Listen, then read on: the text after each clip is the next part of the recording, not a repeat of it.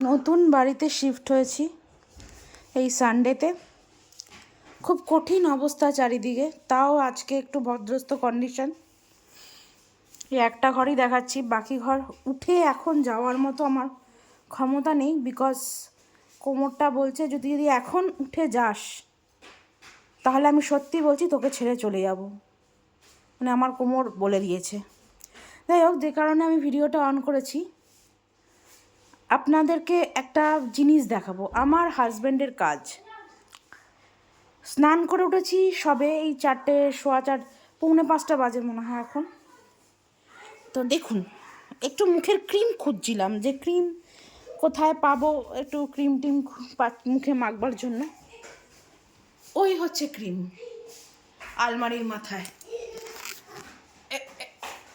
এই তাও হাত পাচ্ছি একটু একটু করে, কোনো রকমে হাত পাওয়া যাচ্ছে, ঠিক আছে। ওই দেখুন, ওই আলমারির মাথায় ফোকাস করে দেখাই, সমস্ত কাঁচের বাটি ওখানে উঠে বসে আছে। ওনার হাইট 6 ফুটের ওপরে। উনি মনে করেন পৃথিবীর সবার হাইট 6 ফুটের ওপরে। যা পারছে বার করছে আর সব আলমারির মাথায় তুলে দিচ্ছে। উনি জানেন না উনি যাকে বিয়ে করেছেন সে নাটা, সে লম্বা নয়, 5 ফুট 2 ইঞ্চি মাত্র। উনি 6 ফুট হতে পারেন, কিন্তু ওনার বউ লম্বা নয়। এবার বলুন যে ঘর বাড়িটা তাড়াতাড়ি গুছিয়ে নেব, ওইখান থেকে কি করে পারবো? 14 বার একটা টুলে উঠছি, 14 বার টুল থেকে নামছি।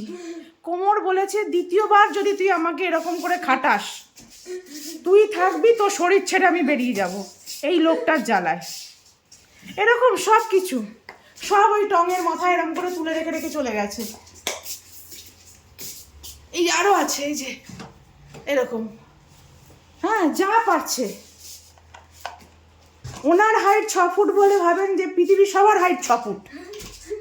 তাল গাছের ওপর নিজের মতো লম্বা, নিজে যা পারে এরকম করে ওপরে তুলে ছুঁড়ে। ওই অত, এই যে আলমারিটা কতটা উঁচু আমি দেখাই, আমার হাতটা যাবে কি না, যাচ্ছে, কোনো রকম ভাবে যাবে না, এর থেকে বেশি যাচ্ছে না।